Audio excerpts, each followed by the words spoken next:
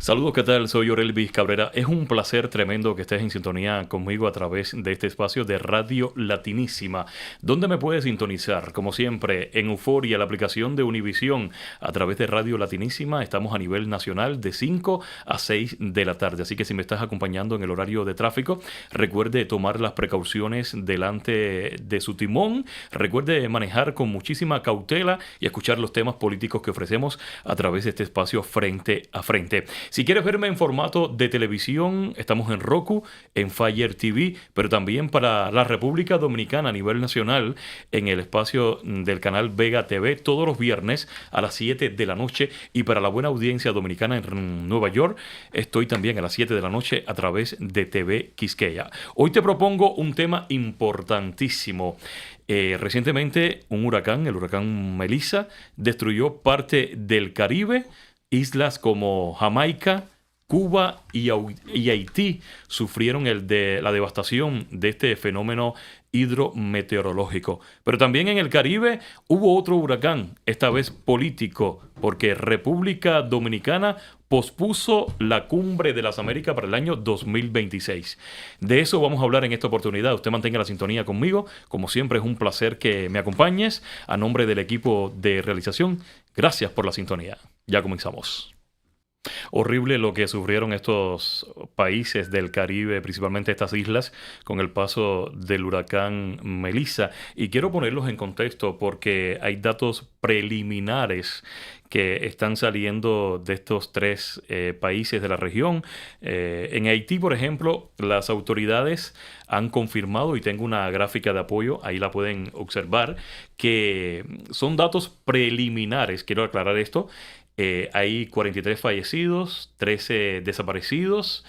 En ese mismo país caribeño, 1.700 personas fueron refugiadas a la hora de ser contabilizadas. En la isla de Jamaica, el devastador huracán dejó 32 fallecidos, no se reportan desaparecidos, y un total de 735.000 evacuados. En la isla de Cuba, en la parte oriental del territorio cubano, bueno, según los datos oficiales del régimen, recordemos que la información ellos la manipulan muy bien, hay cero reportados fallecidos, con 735.000 personas damnificadas por el paso del huracán.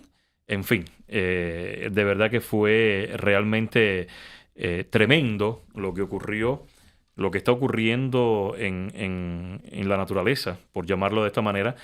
Cada día se incrementa con el paso de los años. Esto tiene que ver también con el cambio climático. Hoy voy a conversar con una especialista del tema cubano, es periodista independiente. Ella es Idolidia Darias. Se encuentra desde la ciudad de Miami. Bienvenida por vez primera aquí al espacio, Idolidia. Un placer recibirte. Gracias, gracias, Orelvi. De verdad que las imágenes que salieron de Cuba fueron devastadoras. La isla está pasando por una crisis tremenda, una crisis que después del COVID-19 se ha agudizado. O recordemos también que llevan 65 años con una dictadura cruel, sangrienta y salvaje. Y Lidia, Cuba está preparada porque durante muchísimo tiempo estamos ubicados en la región más peligrosa del Caribe. Durante muchísimo tiempo, muchos huracanes han pasado, pero a mí me llama la atención cómo a esta altura, después de 65 años, 6 décadas de revolución, aún sigue existiendo este tipo de crisis cuando ocurre un fenómeno meteorológico. Yo quiero saber tu lectura, el por qué. Ahí es donde está el primer problema. Hace décadas, más siglos, que Cuba, por la posición geográfica que tiene con este asunto de las corrientes marinas y de los ciclones y demás, Cuba pues siempre sufre, casi siempre, embates de estos fenómenos meteorológicos que se han dado por siglos. ¿Qué sucede? Vamos a ponernos en un contexto que tiene que ver con las últimas 6 décadas, 5 décadas, que son las que más en la memoria tenemos, y es que lo poco que pudiera haberse obtenido y se hubiera preparado para evitar estos desastres en Cuba nunca existió. ¿A qué me refiero? Si tú sabes que vives en un área que enfrenta situaciones como esta, Vamos a pensar en otras que enfrentan terremotos, tsunamis y demás. Si tú Ujú. sabes que vives en un área propenso a estos fenómenos meteorológicos, lo menos que tú puedes hacer para proteger a tu país, a tu población, es pensar siempre en la construcción de edificios o instalaciones que resistan el paso de los meteoros. De entrada, en Cuba esa superestructura nunca se ha creado. De ahí que lo que está pasando ahora es un episodio más que lleva a la muerte a plazos de la nación física y espiritual. Y me voy a remitir en este caso mayormente a esta muerte a plazos física porque cada vez que pasa un ciclón en Cuba se marca un paso más al abismo, a la destrucción total. Ya no hay estructura creada que resista nada de esto y mucho menos protección para una población ante una situación de inundaciones y demás. Orelvi, a veces a uno se le parte el alma, como decimos popularmente, el corazón, cuando sabemos y hemos vivido. Yo viví 44 años en Cuba y te enteras entonces de otros fenómenos aparejados a este, que son las inundaciones, las presas, las represas que colapsan y que después pueden barrer pueblos enteros y todas estas construcciones que nunca se hicieron teniendo en cuenta estos eventuales peligros. Entonces, ¿de qué estamos hablando ahora? Mira, estamos hablando de una desidia tan profunda en un sistema de gobierno tan nefasto, pero tan ineficiente, que ya a estas alturas en que estamos, lo único que nos queda es prepararnos para soportar el dolor por la pérdida, ya más allá de las vidas y más allá de las cuestiones sentimentales, la destrucción total del país. Tú eres de una zona del occidente, me dijiste, y sabemos que cada vez que viene un huracán y que va a atravesar La Habana, ya todo el mundo se prepara para los derrumbes, pero es que ya eso no es solo con La Habana, eso es con el país entero. Es que Cuba No sé si está con esto. devastada desde la punta de Maicí hasta el cabo de San Antonio. Y fíjate que me ha gustado mucho tu explicación de la manera que has concentrado, ¿no? La denuncia de ese sistema. Pero el propio sistema ha dicho públicamente a través de sus medios oficiales de prensa, me refiero a la radio, a la televisión, a la prensa plana, de que reciben fondos anuales de gobiernos amigos. Por ejemplo, me viene a la mente que recientemente, hace unos años atrás, el gobierno de Rusia, Moscú, le dio una ayuda monetaria bastante millonaria al gobierno cubano, al régimen de la isla, porque eso no es gobierno, es la realidad, para que atendiera la infraestructura eléctrica. A esta altura, el pueblo cubano aún sigue con apagones. O sea, la infraestructura eléctrica cada día va en decadencia. La pregunta es la siguiente, Idolidia. ¿A dónde va ese dinero? O sea, el dinero de que otros gobiernos le perdonan deudas, le dan dinero para que puedan atender a la población. Y vemos que no existe fondos de emergencia, por ejemplo, para atenuar un desastre natural, que tenemos una posición geográfica en el centro del Caribe, que por ahí pasan todos los ciclones. Y es la pregunta, ¿dónde va ese dinero? Bueno, sabemos que quedan en las arcas del gobierno. Ahora, hay algo importante y es que ¿qué se puede esperar de un sistema tan nefasto como el que hay en ese país desde el minuto cero? Entonces, en realidad, eh, todo lo que entra a Cuba, todo lo que se recibe en Cuba tiene que pasar por las manos de la dirección general del país. Y ahí es donde ellos hacen lo que entienden. ¿Cuál es el problema mayor? Tenemos un grupo de personajes siniestros y nefastos en la nación que no quieren a su pueblo, no quieren a su país y solamente lo utilizan para ellos mismos levantarse su prestigio en otros lugares y más que dedicarse a cuidar al país, a proteger al país, que es lo que debe hacer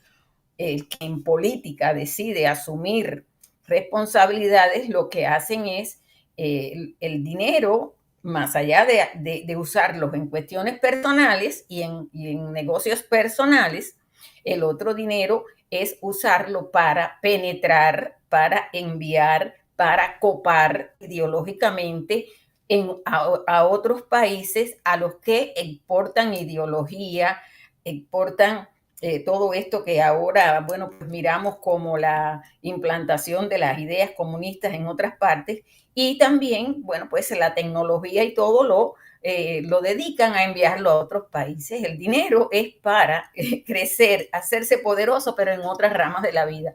El pueblo que se muera, el pueblo al final a ellos no les interesa. Yo soy de los que creo que cuando existen desastres naturales como los que ocurren anualmente en Cuba, por la ubicación geográfica, ya lo decía desde el inicio del programa, los problemas políticos hay que dejarle a un lado. Yo quiero que tú me respondas, Idolidia, tú que eres cubana, exiliada y que estás radicada aquí en los Estados Unidos, en la ciudad de Miami. Yo creo que tú me respondas con un sí o con un no esta pregunta que te voy a hacer. Escúchame bien la pregunta y es sencilla tu respuesta. ¿Te parece que el pueblo cubano debe recibir una ayuda del gobierno de los Estados Unidos cuando Marco Rubio lo dijo? Vamos a ayudar al pueblo cubano, ¿sí o no? Sí, la pregunta es sí. Ahora, hay otros no que van al final de todo. Sí, el pueblo de Estados Unidos debe ayudar a Cuba porque Cuba forma parte de las naciones que en todas partes del mundo reciben ayuda cuando enfrentan estas situaciones. ¿Por qué Ahora no? bien, ahora bien, ¿por qué te hago la pregunta? Porque yo quiero que veas un video de cómo está pensando la gente dentro de Cuba. La agencia de noticias Cubanet, que tiene un protagonismo tremendo dentro de la isla, salió a las calles e entrevistó a muchos cubanos. Y este es el punto de vista de ellos respecto a la ayuda que está proponiendo el gobierno de los Estados Unidos a la sociedad civil cubana. Necesita ayuda de Estados Unidos. Sí. Nah, yo creo que Cuba necesita ayuda de ese mismo país. De Miami no quiero nada. Si me tengo que salvar con una patilla y que me muera. De todo hace falta que lo traigan, de todo, de todo. No. Falta ayuda de todo, que esto está mal. Mal, se está cayendo aquí, está. Bueno, me gustaría al pueblo de Cuba sí que le mandaran ayuda al pueblo de Cuba, a los comunistas. Problemas de huracanes, de crisis, de epidemia. Estamos pasando por todo lo malo ahora mismo. Si los dirigentes que tenemos no saben dirigir, ¿me entiendes? Ni ellos mismos se saben dirigir. ¿Cómo tú piensas que van a mandar una ayuda humanitaria y que el pueblo la va a recibir? Eso se va a perder en la calle. De todo hace falta, no. Esto está cabrón, andamos marcianos. De hace años que necesitamos la ayuda de ese cerrado. A ver si esto cambia y no pasamos más hambre ni pasamos más necesidad aquí ya. Los niños se están muriendo, la gente se está muriendo. Estamos pasando hambre. Niños que se acuestan en la cama sin comer. ¿Me entiendes? Madres que necesitan. No me falta eso. Estamos bien. No nos hace falta eso. No necesito ayuda de nadie. Nosotros podemos abastecer nosotros. Claro que Cuba necesita ayuda del mundo entero. Tengo una madre ahí tirada en un asilo ahí hace 3 meses, 1 año y 3 meses que no tenemos casa, no tenemos nada. Y están demoliendo mi casa y no tenemos nada para comer, no tenemos nada. Todos necesitamos cosas, ¿sabes?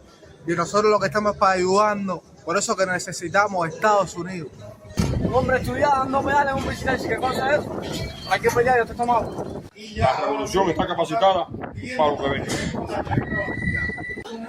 Mucha gente que no tienen corriente, no tienen nada, no tienen agua, están sufriendo mucho hambre, está pasando esa gente por ahí. Yo tenía 200 y pico libras y mira cómo estoy seco.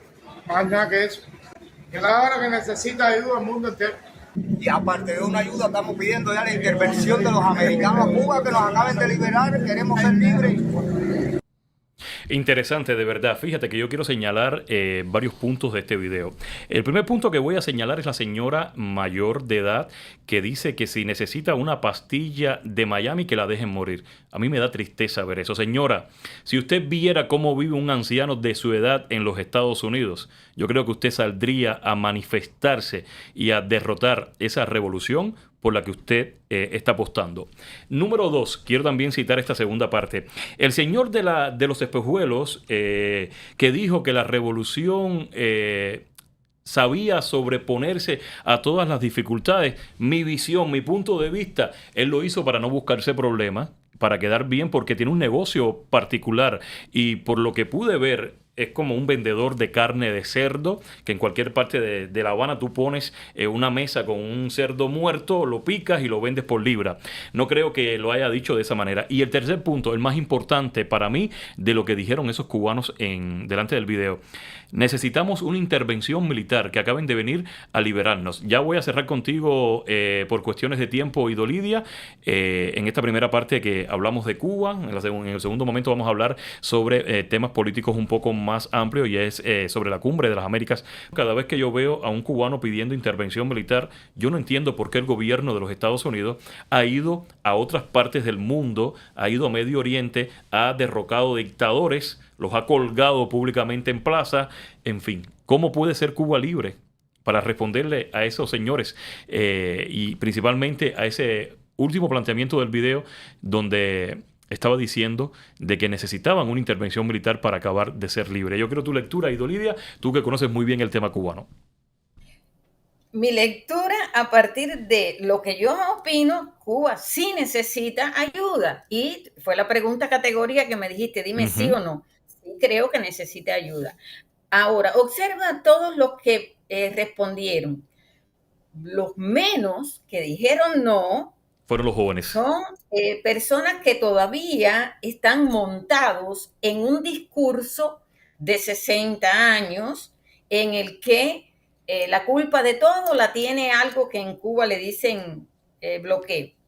Lo demás siempre tú lo vas a observar que son más jóvenes, que hay una mirada diferente. Ahora, ¿qué sucede con el tema de la intervención? Si en estos 67 años no se ha hecho, ¿por qué tiene que ser ahora? ¿Por qué tenemos que pensar en una intervención ahora? La situación con Cuba es mucho más compleja de lo que cualquiera puede pensar. Y el cuestionamiento va entonces por qué hemos hecho para poder enfocar a la nación en la idea de cómo liberarse, cómo zafarse de las cadenas y cómo, primero que todo, quitarse el miedo, porque ahí es donde va esa parte. Y esa parte es más compleja y desgraciadamente yo lamento mucho que el tema tenga que venir en este momento porque pasó un ciclón. Porque es que hay una historia muy marcada de décadas en las que esto no se ha cuestionado con esta fuerza y es el resultado de lo que está pasando ahora.